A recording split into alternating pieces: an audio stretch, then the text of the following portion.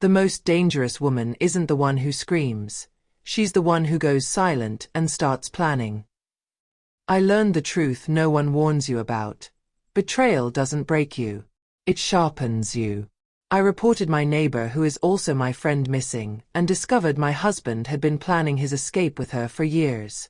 I didn't lose a husband or a friend that day. I lost my mercy.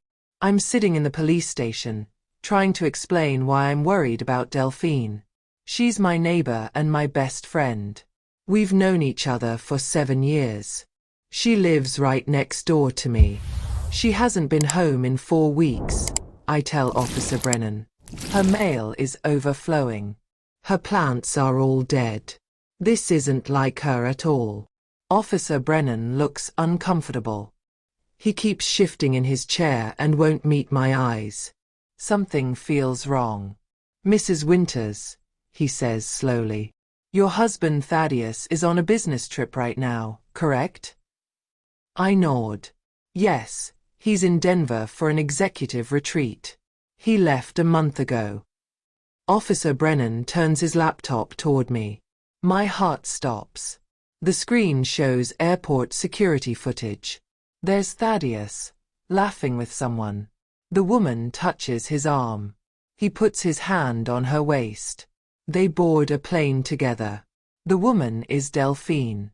The timestamp shows the exact day Thaddeus said he was leaving for his solo business trip. I can't breathe. I can't think. After 23 years of marriage, my entire world just shattered. I don't understand, I whisper. But deep down, I'm starting to. Officer Brennan drives me home. I feel numb. He explains they were already investigating Delphine after her landlord reported concerns. Inside my house, everything looks normal. But nothing will ever be normal again. I go straight to Thaddeus's home office. He left his laptop behind because he said he wouldn't need it. My hands shake as I open it. In his recently deleted messages folder, I find everything. Months of texts between him and Delphine. They weren't just having an affair. They planned this together. 4 more weeks of playing pretend with Naomi, Thaddeus wrote. Then we start our real life together. We've wasted enough decades on wrong choices. Delphine responded. She's so clueless. Yesterday she asked me to water her plants while you're away. 52 years old and still this naive. I read message after message. They laughed at me, made fun of me, planned their escape while I trusted them both completely. The messages are dated 3 days before they left. 3 days before Thaddeus kissed me goodbye and said he'd miss me. I run to the bathroom and throw up. The next morning, I check our bank accounts. I already know what I'll find, but I have to see it. Our joint savings account is empty. All $186,000. Gone. We saved that money for 20 years. It was supposed to fund our early retirement. Our investment portfolio is also empty. I managed those accounts carefully. Now there's nothing. I search Thaddeus's desk and find hidden paperwork. He remortgaged our house without telling me. Our home was fully paid off. Now there's a $340,000 mortgage. The paperwork has my signature, but I never signed it. I call the bank, panicking. They tell me Thaddeus had been moving money for months. He created accounts I didn't know existed. He took everything. I'm 51 years old. I thought we were building a future together. Instead, he was stealing my future and giving it to Delphine. I sit on our bedroom floor and cry. Then I get angry. Really angry. This isn't over. Officer Brennan calls and asks if I want to look through Delphine's apartment. She listed me as her emergency contact. I say yes immediately. Inside her apartment, I find my worst nightmare. There are printed photos everywhere. Pictures of Thaddeus and me from our 20th anniversary party.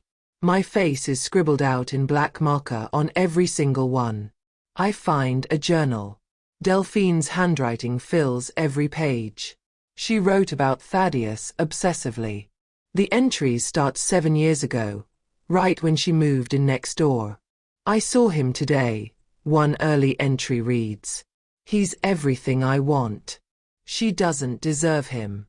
She doesn't even try to look good anymore. But the worst part is what I find in her closet.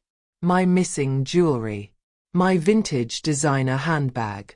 My mother's emerald bracelet that I thought I lost 2 years ago. Delphine stole from me.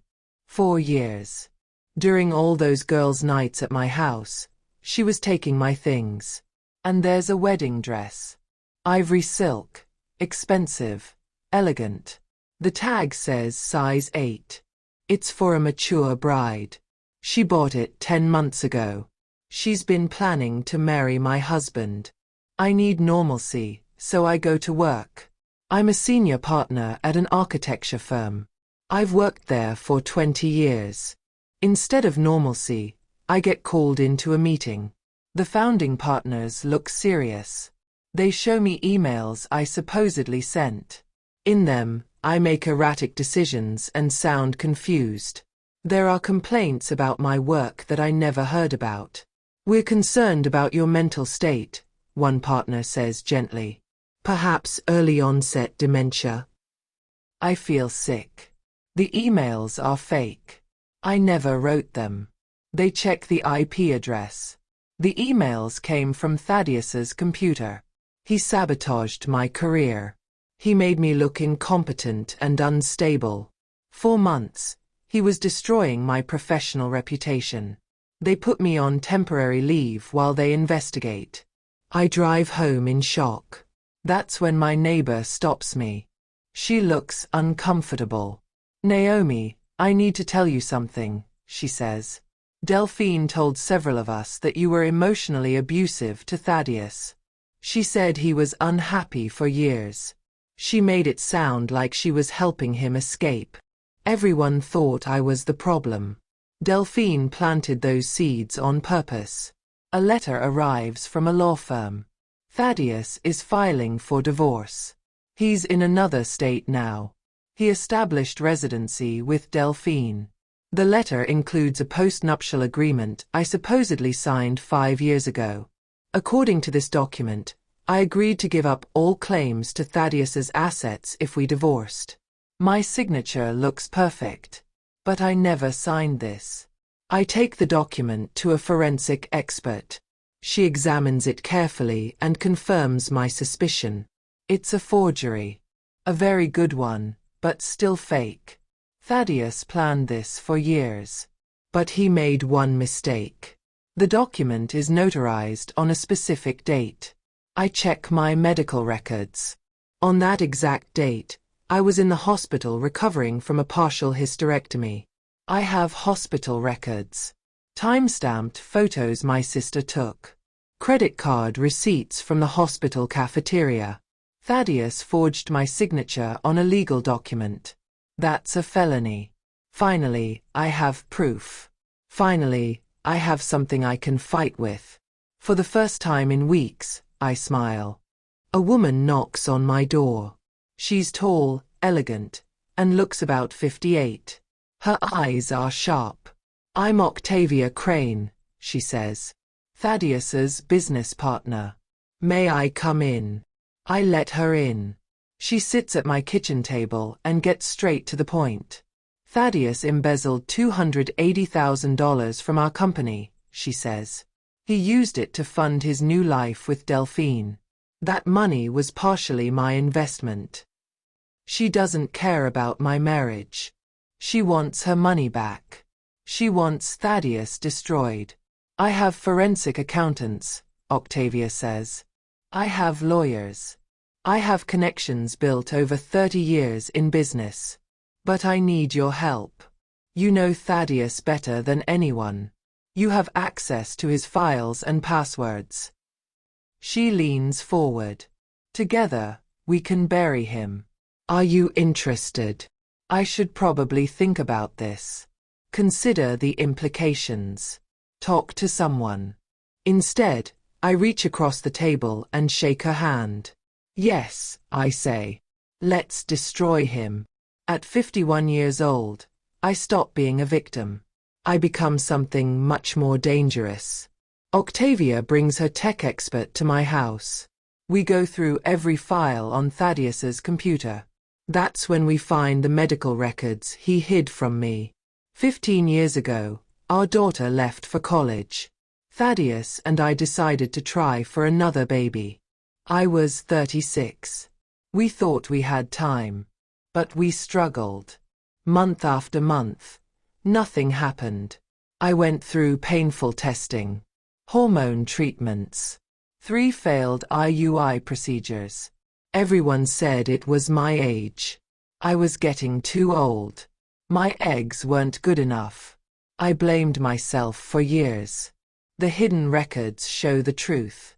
Thaddeus had a vasectomy when he was 42. He never told me. He let me spend my late 30s and early 40s thinking my body failed us. He let me undergo treatments that could never work. He watched me cry every month and said nothing. Why would he do this? I ask Octavia. She looks at the records. Because he already decided he didn't want more children. He didn't want more life with you. And he's cruel enough to let you suffer instead of being honest. I cry for an hour. Then I get back to work. Octavia's private investigator is brilliant. Within 3 days, he finds Thaddeus and Delphine's social media accounts. Delphine created a new Instagram under a fake name, secondchapter_DT. She's been posting about their midlife renaissance. There are photos of romantic dinners, couples spa days, house hunting in a fancy town called Belhaven Cove. She's terrible at hiding details. The investigator uses reflections in windows to find their exact address. He identifies Thaddeus's new car from parking garage photos. He finds their bank, their grocery store, their country club. Thaddeus got a job as a development consultant. He used fake references. His new employer has no idea about the embezzlement or the fraud charges we're building. They think they're safe. They think they've started over. They have no idea I'm watching every move. Every photo gives us more information. Every post builds our case. Octavia and I sit at my kitchen table, looking at all the evidence we've gathered. They're going to regret underestimating you, she says. I nod. At 51, I'm done being underestimated. I hire the best divorce attorney in the state. Her name is Ruth Chin, and she's 64 years old. She's famous for destroying cheating spouses in court. Wait, I can't use Chen. Let me use Ruth Blackwell instead. I hire Ruth Blackwell. She's fierce and brilliant. With Octavia's money and my documentation, we file a massive countersuit. Fraud, forgery, theft, financial elder abuse, because I'm over 50, which qualifies in our state. Criminal embezzlement. We freeze every asset Thaddeus couldn't hide. We file legal injunctions. We notify his new employer about the criminal investigation. We contact Delphine's elderly parents and send them a detailed packet. Photos of her stealing from my home. Evidence of the affair. Proof she helped commit financial crimes. Ruth looks at everything we've gathered. This is one of the strongest cases I've seen, she says. You're going to win. I'm done crying. I'm done being the sad, betrayed wife. I'm done playing nice. Thaddeus and Delphine took everything from me. Now I'm going to take everything from them. And it's going to be completely legal. Octavia's investigator calls me. You need to see this. He shows me a photo Delphine posted and then quickly deleted. In it, her hand rests on her stomach. Thaddeus's hand covers hers. The caption reads, "Miracles happen when you least expect them." Delphine is pregnant. At 50 years old, she's pregnant with my husband's baby. The baby I couldn't give Thaddeus. The baby I was told I couldn't have because of my age. I find out later they used IVF. Expensive fertility treatments. Paid for with my stolen money. I cry all night. I break down completely. But the next morning, Octavia calls. This changes everything, she says. This gives us timeline evidence. This proves premeditation. And legally, in our state, any child born during a marriage is presumed to be the husband's child. Thaddeus's new life just got very complicated. I start to see this differently. Delphine's pregnancy isn't just my pain. It's evidence. It's proof of planning. It's another crime they committed with my money. And it's going to help us destroy them. The investigation at my architecture firm ends. They find that every piece of evidence against me was fake. Everything traced back to Thaddeus's computer. The founding partners are horrified. They offer me my job back with a promotion and a public apology. But I've changed. I spent my leave building something better. Octavia offers me a senior partner position at her development firm. Significant equity. Innovative sustainable housing projects I've dreamed about for decades. I accept her offer. My old firm loses me. The industry gossip spreads fast. Everyone knows Thaddeus sabotaged my career. Everyone knows I survived it. People look at me differently now. Not with pity. With respect. I'm 51 years old. I just got the best job of my career. At Thaddeus's expense. I'm thriving. Delphine's father calls me. He's 78 years old, and his voice shakes. Mrs. Winters, I need to apologize for my daughter, he says. We received your packet. We had no idea she was capable of such things. He tells me they're cutting Delphine off completely. No family support. No inheritance. Nothing. We raised her better than this, he says. We're ashamed. At 50 years old, she should know better. We all should. Delphine's mother sends me a handwritten letter. In it, she apologizes for her daughter's actions. She says they can't support someone who would betray another woman like this. Delphine is 50, pregnant, and now completely alone. She was counting on her inheritance. It's gone. The letter from her mother ends with, "You deserved better. We failed to raise a daughter with integrity. That failure is ours to carry." The generational shame cuts deeper than anything I could have done myself. I didn't just take Delphine's money. I took her family. Octavia's legal team notifies Thaddeus's new employer about the criminal investigation. He's fired immediately. In Bellhaven Cove, word spreads fast. It's an elite community. Everyone knows everyone. And now everyone knows Thaddeus is facing fraud charges. He applies for other positions. Every single one rejects him. At 54 years old, with a criminal investigation hanging over him, no one will hire him. The career he built for 30 years is over. Octavia's investigators find more. Thaddeus lied on his recent professional certifications. That's a violation that could cost him his licenses permanently. We file complaints with every relevant licensing board. His career isn't just damaged. It's completely destroyed. He can't work in his field anymore. Not at 54. Not with his reputation ruined. Not with felony charges coming. The man who sabotaged my career now has no career at all. I feel satisfaction for the first time in months. Octavia's forensic accountants are artists. They trace every single dollar Thaddeus stole. Money from our accounts. Money from the business. Falsified expense reports going back 7 years. The total is $520,000. Federal prosecutors get involved because Thaddeus crossed state lines to commit fraud. That makes it a federal crime. Thaddeus and Delphine are indicted on multiple felony counts. The police arrest them at their luxury condo in Belhaven Cove. They're led out in handcuffs in front of all their new neighbors. Delphine is visibly pregnant. The photos make the local news. The caption reads, "Local couple arrested in multi-state fraud scheme." I'm offered a chance to make a victim impact statement at their trial. I think about it carefully. Then I decline. The charges speak for themselves. I don't need to say anything. My silence is more powerful than any words could be. The divorce proceedings move forward. Ruth is ruthless. The fraudulent postnuptial agreement is thrown out completely. Thaddeus's forgery is filed as a separate criminal charge.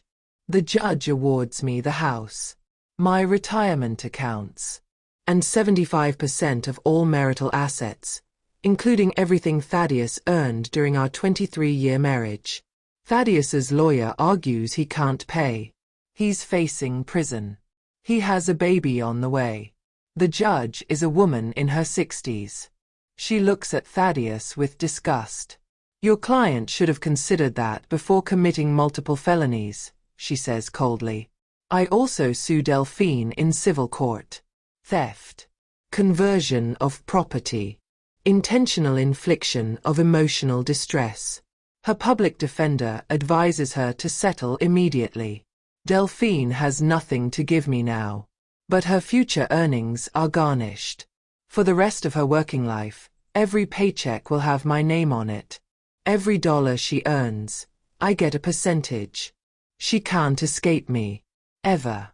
During legal discovery, we get access to Thaddeus and Delphine's recent messages. The affair is falling apart.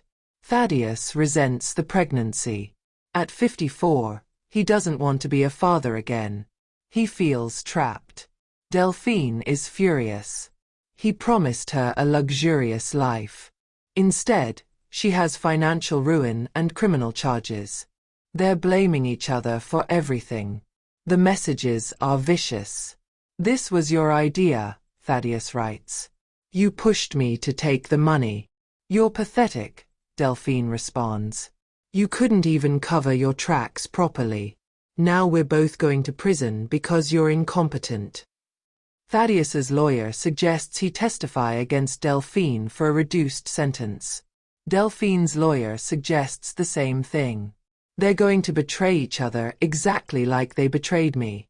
I watch two people in their 50s, old enough to know better, destroy each other. There's poetry in it. Perfect, bitter poetry. Octavia introduces me to her brother. His name is Felix. He's 56, distinguished, and kind.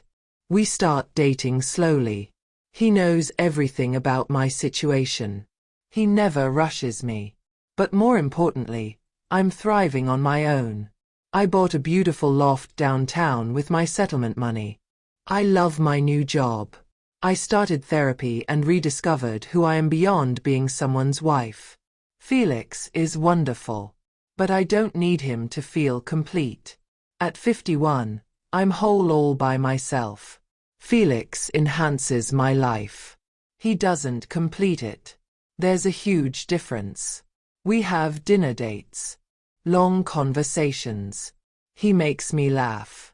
But I also have nights alone in my loft, and I love those too. This is the healthiest I've ever been. The strongest I've ever been. Thaddeus tried to destroy me. Instead, he freed me. Thaddeus's trial begins. I attend every single day. I sit in the front row where he can see me. I wear professional clothes. I look confident and successful. Octavia sits next to me. Two women who refuse to be victims. The evidence is overwhelming. Financial records. Forged documents. Email trails. Everything. The jury deliberates for 3 hours. Guilty on all 8 felony counts. The judge sentences Thaddeus to 5 years in federal prison. Delphine takes a plea deal. She's 9 months pregnant and the prosecutors show some mercy. 4 years probation. Community service. Full restitution of everything she stole from me. She gives birth 2 weeks later in a regular hospital. Her family doesn't come. Thaddeus is already in prison. She names the baby Hope. I find that darkly ironic. That baby will grow up knowing her father is a convicted felon, knowing he abandoned his wife of 23 years for her mother. There's no happy ending for them, just consequences. 3 years later, I'm 54 years old. I'm standing in my dream home. I designed it myself. It's a sustainable architecture showcase featured in national magazines. Felix and I got married last year. Our wedding was small and perfect. Octavia is now one of my closest friends. Our firm has 3 major projects and we're hiring more partners. I run into an old neighbor at the grocery store. She tells me about Delphine. Delphine moved back to her hometown. She's 53 now, working administrative jobs to pay off her debt to me. She's raising her daughter alone. Thaddeus got out of prison early. He lives in a tiny apartment in another state. He works at a warehouse. At 57, he can't get licensed work anymore. He's estranged from our adult daughter. He barely knows his younger daughter. When I hear all this, I feel nothing. Not satisfaction. Not anger. Just peace. They took 1 year of my life. I built an empire from the ashes. I didn't just survive them. I became untouchable.